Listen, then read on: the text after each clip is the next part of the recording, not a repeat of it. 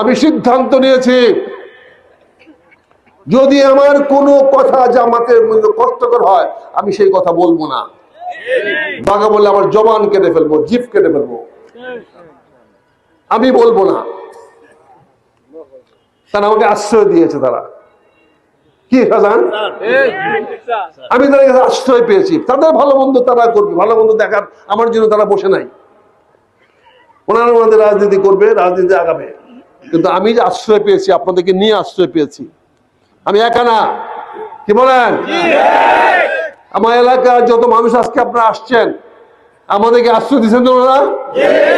আমাদের আগামী দিনের এই বিপদে আপদে সুখে দুঃখে ওনারা আমাদেরকে আশ্রয় দিবেন, এই কথা আজকে পাইছেন না আপনারা?